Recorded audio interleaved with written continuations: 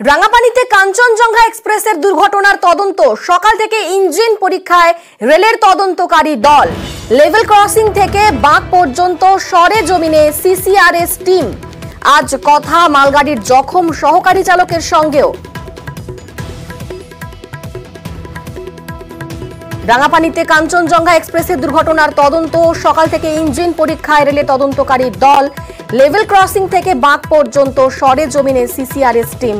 আজ কথা মালগাড়ির জখম সহকারী চালকের সঙ্গেও।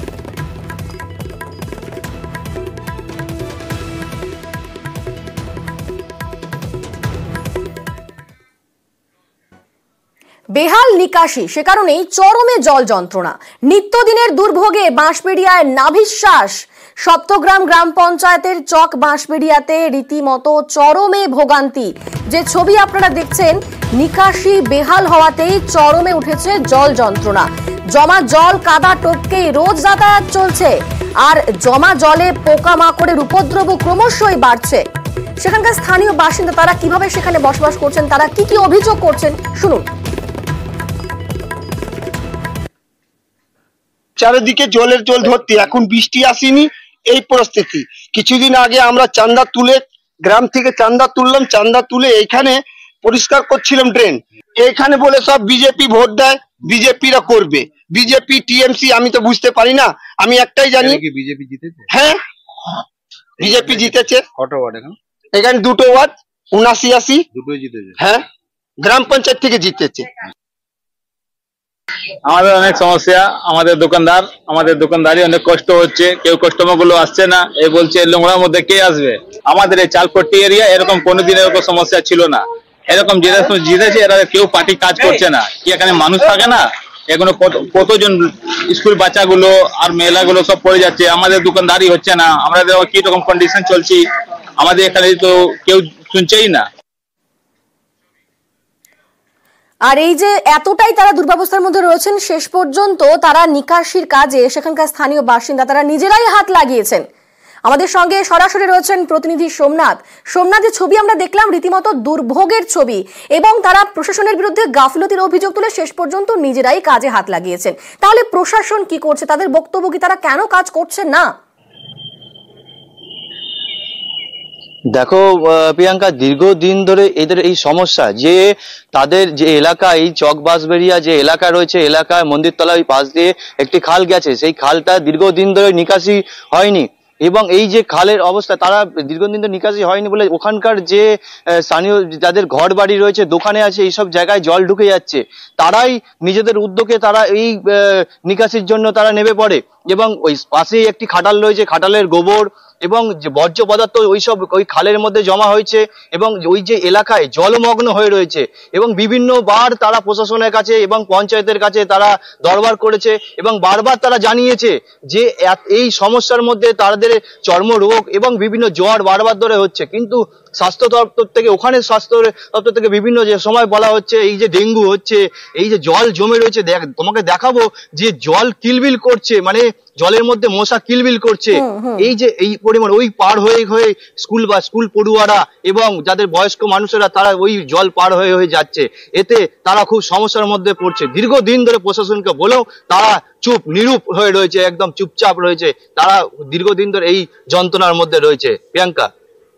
সোমনাথ, এখানে কোনো রাজনৈতিক বিষয় কি রয়েছে? হ্যাঁ দেখো, গত পঞ্চায়েতে ওই দুখানা বুথ রয়েছে, ওই দুটো বুথেই গত পঞ্চায়েতে বিজেপি ফলাফল ভালো করেছে, ও দুটো বিজেপি সদস্য রয়েছে। এবং গত লোকসভা নির্বাচনেও ওই দুটি বুথে বিজেপি ফলাফল ভালো হয়েছে।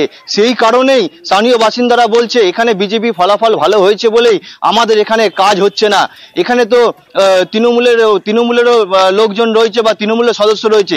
যদি এখানে কোনো প্রশাসনিক কোনো সদস্য বা প্রশাসনিক কোনো ব্যক্তি থাকতেন এখানে, তাহলে কি এই অবস্থা এখানকার থাকতো? এটাই বারবার স্থানীয় মানুষেরা অভিযোগ করছে। প্রিয়াঙ্কা। বেশ, ভোটে লিড পাওয়াতেই পরিষেবা বন্ধ বলে অভিযোগ করছে বিজেপি, আর বিজেপির অভিযোগ খারিজ হুগলি জেলা পরিষদের সভাধিপতির, এবং পঞ্চায়েত সমিতির সঙ্গে কথা বলে ব্যবস্থার আশ্বাসও দেওয়া হয়েছে। দীর্ঘদিন ধরে এই সমস্যা রয়েছে। ওখানে আমাদের যে জেতা সদস্য আছে, সে এর আগে ওখানে আমাদের যে তৃণমূলের প্রধান রয়েছে, পঞ্চায়েত প্রধান, তাকে এই বিষয়ে চিঠিও করেছিল, কিন্তু তাতে কোনো রকম সদুত্তর এই কারণে দেয়নি, কারণ ওখানকার যে সকল মানুষরা রয়েছে তারা নিজের ভোটাধিকার প্রয়োগ করেছে এবং সেই ভোটে দেখা গেছে যে বিজেপি বেশি পরিমাণ ভোট পেয়েছে, যার কারণে ওই এলাকাটার ভেতরে কোন রকম নজরদারি প্রশাসনের পক্ষ থেকে আর পঞ্চায়েতের পক্ষ থেকে কোন রকম দেওয়া হচ্ছে না। ডেভেলপমেন্ট বিজেপি সিপিএম দেখে হয় না। ডেভেলপমেন্ট মমতা বন্দ্যোপাধ্যায় সবার জন্য পশ্চিমবাংলা প্রতিটা বাড়িতে পৌঁছেছে। এখানে বিজেপি সিপিএম ব্যাপারটা না, ব্যাপারটা হচ্ছে ঘটনাচক্রে কোনো কারণে ওই নিকাশিটা মানে বুঝে যাওয়ার জন্য হয়তো ঘটনাটা ঘটেছে। তো যত শীঘ্র সম্ভব এই সমস্যার সমাধান করব এবং করতে হবে, এটা আমাদেরই দায়িত্বের মধ্যে পড়ে এবং যত শীঘ্র সম্ভব এটা করে ফেলব। আর এবার নদিয়ার খবর আপনাদের দেখাই। নিকাশি নালা নির্মাণে আর্থিক তছরূপের অভিযোগ। চাপড়ার মহৎপুর পঞ্চায়েতের বিরুদ্ধে অভিযোগ, নালা নির্মাণে প্রায় 6,52,000 টাকা বরাদ্দ হয় বলে দাবি। আর স্থানীয়রা বলছেন যে সেখানে কাজ শুরু হলেও তা শেষ হয়নি। অভিযোগ উঠছে যে সেখানে টাকা বরাদ্দ হয়েছে, কিন্তু তার সত্ত্বেও কাজ শুরু হলেও তা শেষ হয়নি। আমাদের সঙ্গে রয়েছেন সরাসরি প্রতিনিধি সমীর। স্থানীয়রা তো বলছেন যে সেখানে টাকা বরাদ্দ হয়েছে, কাজ শুরু হয়েছে, কিন্তু কাজ শেষ হচ্ছে না। তাহলে কোথায় সমস্যা, কেনই বা কাজ হচ্ছে না?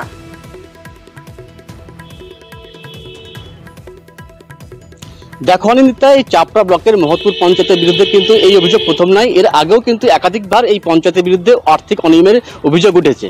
তবে আবারও কিন্তু এই পঞ্চায়েতের বিরুদ্ধে স্থানীয় বাসিন্দারা অভিযোগ তুলেছেন যে গত 1 বছর আগে প্রায় ওই পঞ্চায়েত এলাকায় একটি নিকাশি নালা তৈরি করার জন্য 6,52,000 টাকা বরাদ্দ করা হয় এবং নালার কাজ হয়, কিন্তু দেখা যাচ্ছে যে কাজটা যা হওয়ার কথা ছিল কাজ সম্পূর্ণ হয়নি।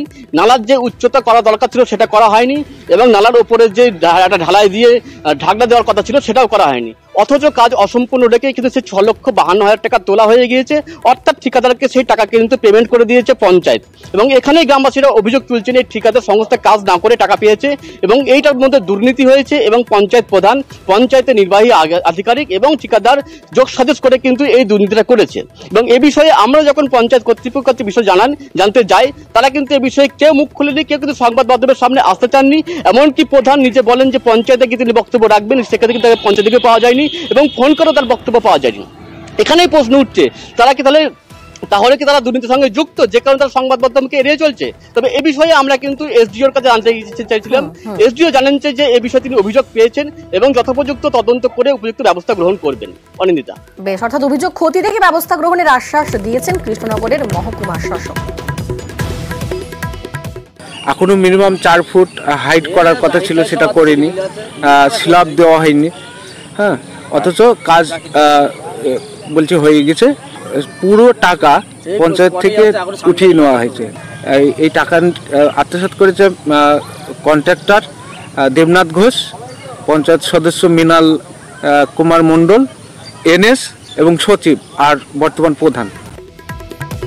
অভিযোগটা আমি পেয়েছি, ওটা আমি দেখে স্থানীয় যিনি বিডিও আছেন চাপড়ার, আমি তাকে তদন্ত করতে দিয়েছি। যেটা উঠে আসবে সেটার অনুযায়ী আমরা যথাযথ ব্যবস্থা নেব। মুখ্যমন্ত্রী কড়া বার্তা দিয়েছেন, কিন্তু তারপরেও দেদার মাটি চুরি হচ্ছে। কোথায়? কুলতলির কুন্দখালি, সেখানে অবাধে মাটি পাচারের অভিযোগ উঠছে। আইন কানুন শিখে তুলেই চাষের জমি থেকে মাটি পাচার হচ্ছে। দেখুন, পিয়ালি নদী থেকে আর্থ মুভার এনে তোলা হচ্ছে মাটি, সেই ছবি আপনাদের দেখাচ্ছি। কুলতলির কুন্দখালিতে অবাধে মাটি পাচারের অভিযোগ উঠছে। মুখ্যমন্ত্রী মমতা বন্দ্যোপাধ্যায় কড়া বার্তা দিয়েছেন, কিন্তু তার সত্ত্বেও একেবারে দেদার মাটি চুরি হচ্ছে। আমাদের সঙ্গে সরাসরি রয়েছেন প্রতিনিধি অর্পণ। চাষের জমি থেকে দেদার মাটি চুরি হচ্ছে, অথচ মুখ্যমন্ত্রী কড়া বার্তা দিয়েছেন, তার সত্ত্বেও এত সাহস কিভাবে হয়? মানে কিভাবে মাটি পাচার হচ্ছে সেখান থেকে? এখানেই প্রশ্ন, এখানেই সাধারণ মানুষ প্রশ্ন করছেন, বিরোধীরা প্রশ্ন করছেন। মুখ্যমন্ত্রী বসে নবান্ন থেকে যে নির্দেশ দিচ্ছেন, কার্যত সেই নির্দেশ প্রশাসনের আধিকারিকরা মানছেন না এবং এই নির্দেশকে অমান্য করার পিছনে যারা রয়েছে, শাসক দলের একাংশ রয়েছে এবং প্রশাসনের একাংশ রয়েছে। তবে যিনি মাটি কাটছেন তাদেরকে আমরা প্রশ্ন করতে তিনি অকপট স্বীকারোক্তি দিলেন, থানার থেকে তিনি পারমিশন নিয়েছেন। মাটি কাটার পারমিশন বিএলআর থেকে হয়। একেবারে তোমাদের সঙ্গে থাকো, যেমনটা তুমি বললে থানার অনুমতি রয়েছে বলেই দাবি করা হচ্ছে, কি বলছেন তিনি শোনাবো একবার। পুকুর খাল নেই বলে এটা মাছ চাষের জন্য এটা পুকুরটা একটু বড় করছি, আর অনেকটা ডিপ করা হচ্ছে না, ডিপ হচ্ছে না, 3 ফুটের করিয়েছেন বিএলআর থেকে, পারমিশন করা আছে থানা থেকে, বিএলআর পারমিশন আছে। অর্পণ, অভিযুক্ত বলছেন তার কাছে অনুমতি রয়েছে, তাহলে প্রশাসন সেক্ষেত্রে কি বলছে? থেকে আমরা ভূমির কর্মাধ্যক্ষ যিনি রয়েছেন তার সঙ্গে যোগাযোগ করেছিলাম। তিনি জানাচ্ছেন যদি কেউ ভুলবশত ডিপ করে মাটি কাটে, অর্থাৎ যে নিয়ম রয়েছে জলাভূমি থেকে যদি কোনো জমির থেকে মাটি কাটা হয় তাহলে 3 ফুট গভীরতা থাকবে। সেখানে যদি দেখা যায় যে 3 ফুটের অধিক 10 ফুট 15 ফুট, আমরা যে ছবি দেখাচ্ছি মিনিমাম এখানে 25 ফুট ডিপ করা হয়েছে। এবং এই যে জমি থেকে মাটি কেটে নেওয়া হচ্ছে, এই বর্ষার জল জমার পরেই দেখা যাবে যে আশেপাশের যে চাষের জমিগুলো রয়েছে সেগুলো ধসে পড়ছে।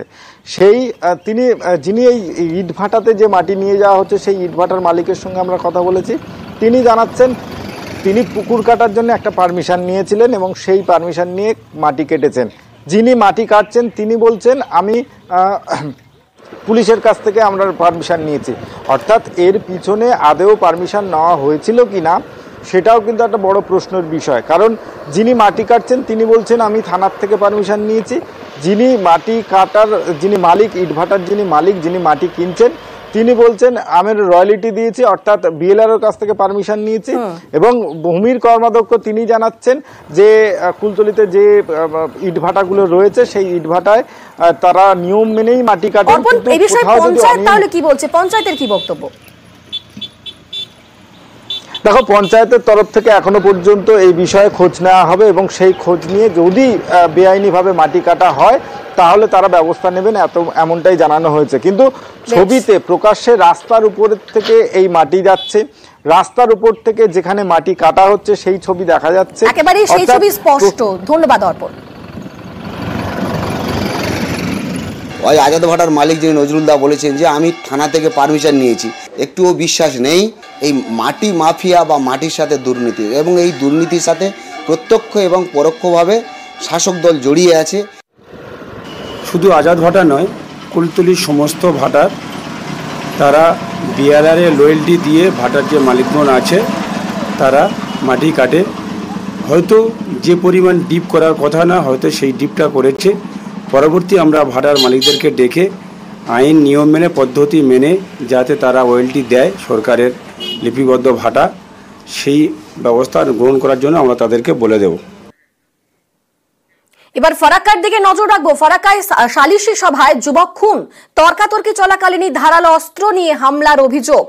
মাতব্বরদের না জানিয়ে ছেলের বিয়ে দেওয়াতেই জরিমানা এবং তাতেই সালিশি চলাকালীন হামলা অভিযুক্তের। আমাদের সঙ্গে রয়েছেন প্রতিনিধি প্রণব। প্রণব, কি ঘটনা? দেখো, গতকাল রাত্রেবেলাতে ফতেপুরে একটি সালিশি সভা বসে এবং অভিযোগ যে গ্রামেরই একজন মানুষ তার ছেলের বিয়ে দিয়েছিল এই মোড়লদেরকে না জানিয়ে, সেই কারণে তার বিরুদ্ধে 5,000 টাকা জরিমানা করেছিল এবং সেই জরিমানার সেই কালকেই ছিল দিন। তারপর সেই সালিশি সভাতে তা নিয়ে তর্কাতর্কি শুরু হয়।